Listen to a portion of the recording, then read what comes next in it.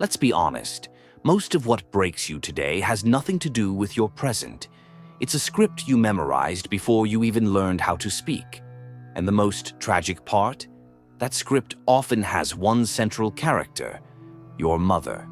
Not the real woman, not her face, her flaws, or her voice, but the echo she left inside you, the mother you carry in your nervous system, in your reactions, in your self-talk.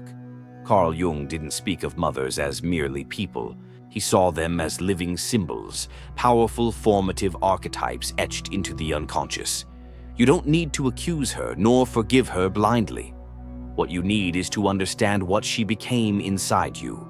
Because as long as you keep walking through life wearing her shadow like a second skin, no healing will ever feel complete. Not because you don't try, but because you're healing the wrong person. And that, right there, is where your real story begins. 1. The invisible mother still lives in you. You think you left her behind, the woman who raised you, the one who held you too tightly or not at all, whose silence you memorized better than her words. You moved out, changed cities, built a life. But somehow, when you fall apart at night, it's still her voice echoing inside you. That is not coincidence. That is the architecture of the psyche. Carl Jung didn't speak lightly when he described the mother as an archetype. Because she doesn't end with her absence, she continues, like a code written into your emotional instincts. She doesn't need to be present to be present. Her absence is a kind of presence in itself. You don't even realize how deeply she operates. Not when you get triggered in a conversation and your voice tightens.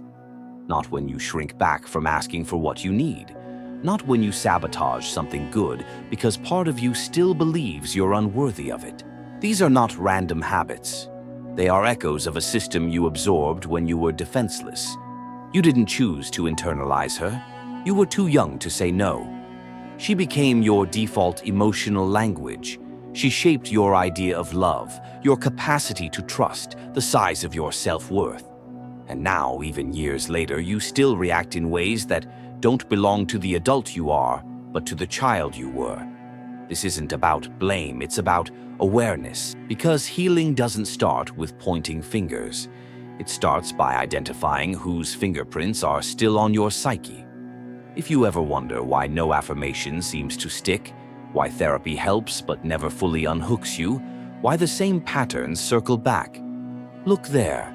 Look at the image of your mother you carry inside, because until you see it clearly, you will never touch the root.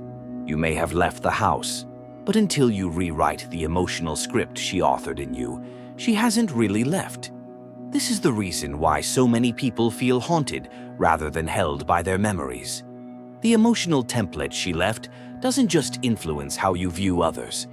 It informs how you treat yourself, how you soothe or fail to soothe your own anxiety, how you talk yourself down when you make mistakes, how you justify pain in the name of love, because somewhere in your body, that was the trade-off you were taught.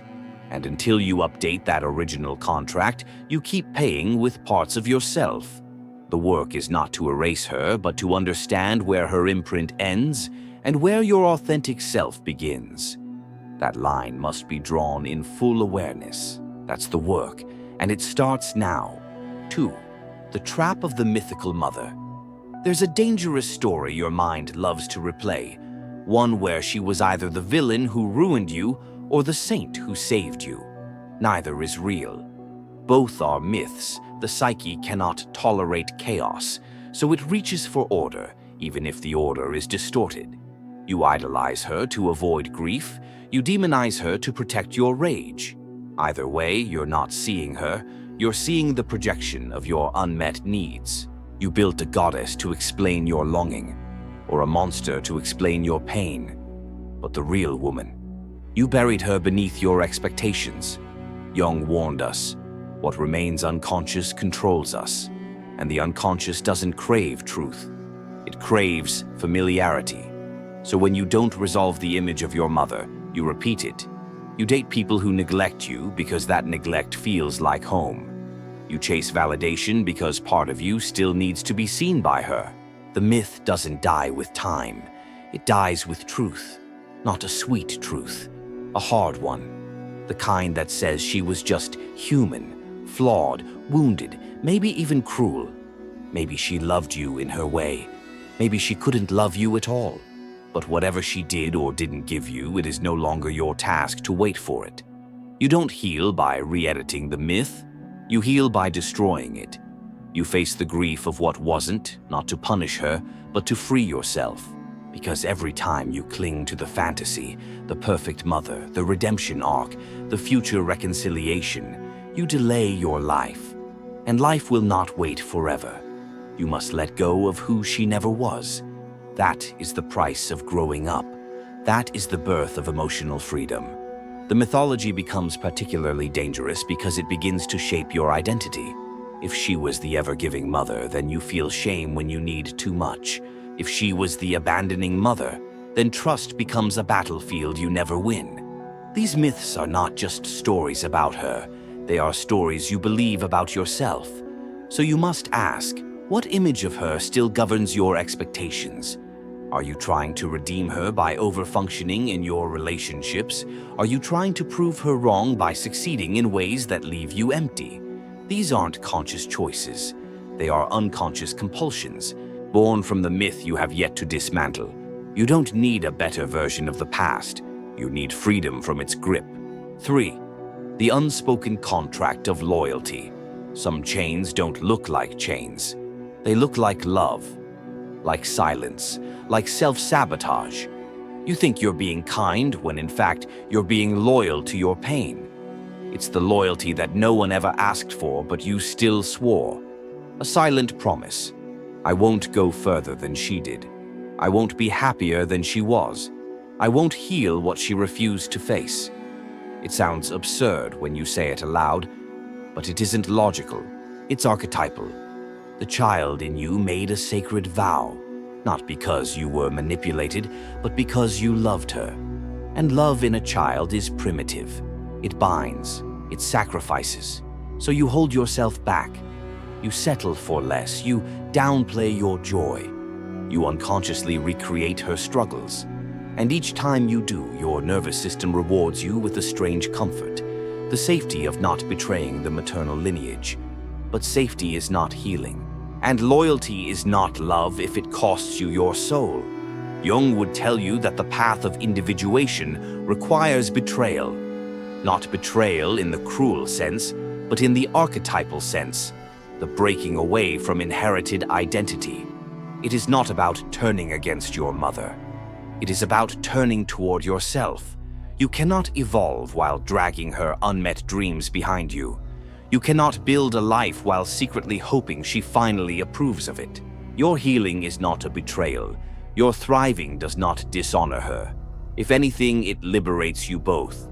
There is no easy way to sever that vow, but the longer you delay, the heavier it becomes. And one day, you will look in the mirror and realize you are living her life, not yours. That should scare you. Not to punish her, to wake you up. You don't owe anyone your suffering, especially not the woman who gave you life. You honor her not by dying in her shadow, but by stepping out of it. And when you do, there is grief. Real, agonizing grief. Because breaking that contract feels like leaving her behind. But here is the truth. The version of her you're afraid to betray never existed. It was an illusion shaped by your need to belong, to feel loved, to stay connected. You are not betraying her by healing. You are betraying the part of you that confused pain with connection. And that is a betrayal worth committing. 4. The inner orphan. You keep ignoring you, grew up. You became competent, maybe even successful. But somewhere inside, a child still waits. She waits for someone to notice, to rescue, to tell her she matters. And when no one does, she folds into silence. You don't hear her directly. You feel her in the weight on your chest when you're alone, in the exhaustion after a conversation where you smiled too much, in the disappointment that follows every unmet expectation. This inner orphan is not dramatic. She doesn't scream. She mimics your ability to cope. But that's the tragedy. She learned to disappear, to make space for others, to not need. Because needing once meant abandonment. It meant rejection. Jungian psychology doesn't teach us to dismiss this part. It tells us she is the key. She holds the root. Not the adult you present to the world, but the child within you still stuck in that emotional freeze, still waiting at the door that never opened. You don't heal by pretending she doesn't exist. You heal by sitting beside her, by saying, "I see you," not with pity, but with responsibility. She doesn't need a new mother. She needs the adult you are now to stop abandoning her the way others did. Every time you push past your limits, every time you gaslight your own emotions, you're leaving her behind again. That's the real trauma. Not the first wound, but the repeated silence that follows it. So start small. Sit with her discomfort. Let her speak. Don't rush her, don't fix her. Just listen. Because that child carries your truth. And when she feels safe to show it, everything begins to shift. Real integration doesn't come from pretending you're whole. It comes from embracing the one part of you that still feels broken. She's the part of you that knows what joy should feel like, but rarely allows it. She's also the one who flinches when someone gets too close. You might have assumed she was gone, outgrown, forgotten. But the emotional body doesn't age the way the physical body does. Emotional memory is timeless. It stores pain in its original language. And unless you bring her into the light of day, she will continue to haunt your choices in the dark. When you begin to care for her, expect resistance. There will be guilt. There will be doubt. But that is part of the threshold you must cross. Because reclaiming her is reclaiming your essence, the unfiltered, unashamed you, the you that dares to need again without apology. 5. Self-abandonment. Disguised as strength. You were praised for being strong, for being reliable, for taking care of others without asking for anything in return. But no one asked what it cost you. No one saw that what looked like strength was actually withdrawal. A quiet decision to stop needing anything, because needing hurt too much. This is not resilience, this is resignation. It's the same pattern repeated in different forms. You stay silent in relationships to avoid being a burden. You overwork so no one sees your emptiness. You push through pain because that's what love looked like, suffering without protest. Jung warned us that what we repress becomes fate. And in this case, what you abandoned in yourself keeps writing your life story. You tolerate too much. Apologize for your boundaries. Accept crumbs because you were taught that your hunger was shameful. But here's the deeper wound. You didn't just feel unloved. You learned to withhold love from yourself. You became the same neglectful figure you once feared. You must see this clearly, not to condemn yourself, but to reclaim yourself. The strength you show the world is hollow if it costs your truth. Real strength isn't suppression, it's presence. The ability to stand beside your pain without running from it. So ask yourself, where do I disappear in order to be accepted? Where do I betray my truth to feel safe? Because every time you say yes to others and no to yourself, you reinforce the very abandonment you're trying to escape. Your healing begins when you redefine what strength is, when you stop romanticizing emotional starvation, when you stop calling survival love. Strength is not how long you can go without breaking. It's how honestly you can break and rebuild. It's not how much you endure, but how gently you tend to what's been ignored. When was the last time you let yourself rest without guilt?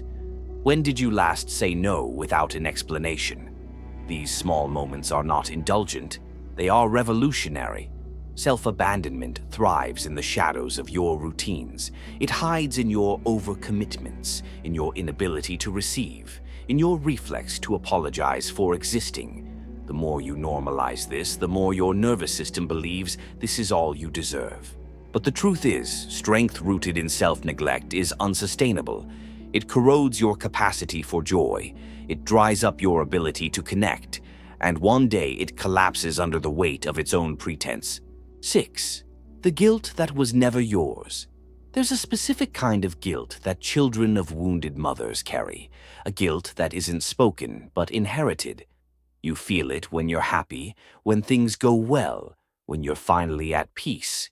It whispers, "Who are you to thrive when she didn't? Who are you to shine if she was dimmed?" This guilt is ancient. It doesn't come from reason. It comes from emotional entanglement, a belief that to surpass your mother is to betray her, that healing your wounds is a declaration that hers were real and unresolved. But guilt is not the same as love, and your suffering does not redeem her pain. Jung called it the mother complex for a reason. It binds, it suffocates, it tricks you into thinking loyalty equals limitation. You must question that voice. Whose grief are you carrying? Whose burden are you afraid to drop? You were never meant to fix her. You were meant to live. And living doesn't dishonor her. It completes the cycle. Your freedom is not an act of rebellion. It's an act of compassion. Compassion for the lineage that didn't know better. Compassion for the woman who did what she could. And compassion for the self that finally says, "Enough." Let yourself outgrow her story. Let yourself become the version she never had the chance to be. That is not abandonment. That is transcendence. This guilt may come with milestones, a new relationship, a job promotion, a moment of peace. Suddenly you feel a tug, not joy but fear. You wonder if you're allowed to feel this good. That is the inherited voice surfacing. It fears that your expansion means disloyalty. But loyalty is not the goal. Liberation is. You are not meant to be the emotional stand-in for your mother's unprocessed life. You are not her proxy. You are your own. And if you truly love her, you'll stop making your suffering an offering on her altar.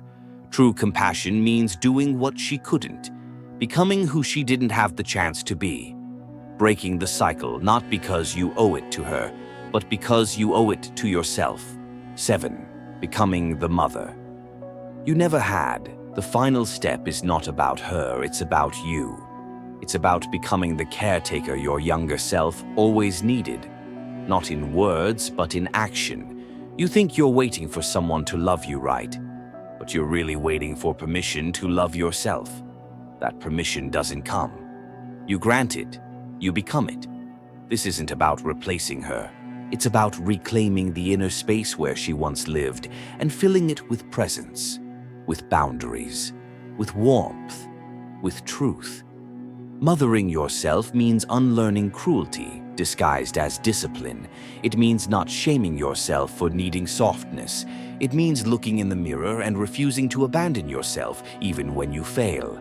The voice inside you will resist. It will say you're selfish, that you're too much, that you don't deserve peace. That voice isn't yours. It was installed, so uninstall it. Replace it with care, with curiosity, with kindness. You are not here to keep repeating the script. You are here to rewrite it, to hold the child inside you not with fear, but with reverence. This is the rebirth Jung pointed to, not mystical, practical, hard-earned, built day by day in the way you speak to yourself, feed yourself, rest, say no, say yes, say I matter. You are not healing to become someone new. You are healing to finally be who you were before the wound. The work is uncomfortable. It's often lonely, but it's also sacred. Because every time you choose to show up for yourself, you repair something ancient. You reclaim a voice that was silenced. You nurture a heart that was never fully seen. This is not narcissism. This is necessary. No one is coming. No perfect parent, no divine savior. The one you've been waiting for has always been you. The task is not to become flawless, but to become faithful. Faithful to your own becoming. You weren't broken because you were weak. You were broken because you were sensitive in a world that couldn't hold you. But now you can, and that changes everything. To mother yourself is to rewire your nervous system to believe in safety again, to believe in gentleness again, to believe that love doesn't have to hurt. And in doing that, you create a new legacy, one your future self will thank you for. Healing from your mother is not about walking away from her. It's about walking back to yourself, to the version of you that was buried under guilt, loyalty, silence. You are not her pain, her voice, or her limitations. You are not her unlived life. And the moment you stop repeating her emotional language is the moment you finally begin to speak your own. This isn't about dishonor, it's about evolution. It's not rebellion, it's realignment. And that internal separation, it's not abandonment, it's birth. The part of you that kept waiting for her to love you the right way can finally rest, not because she changed, but because you did. Because healing doesn't ask for her permission, it asks for your courage. And when you stop waiting to be rescued, when you begin mothering yourself with truth, boundaries, and tenderness, that's when you become dangerous, not to others, but to every illusion that ever held you small. This is the moment. This is your threshold. Cross it, not as the child who waited, but as the adult who finally arrived.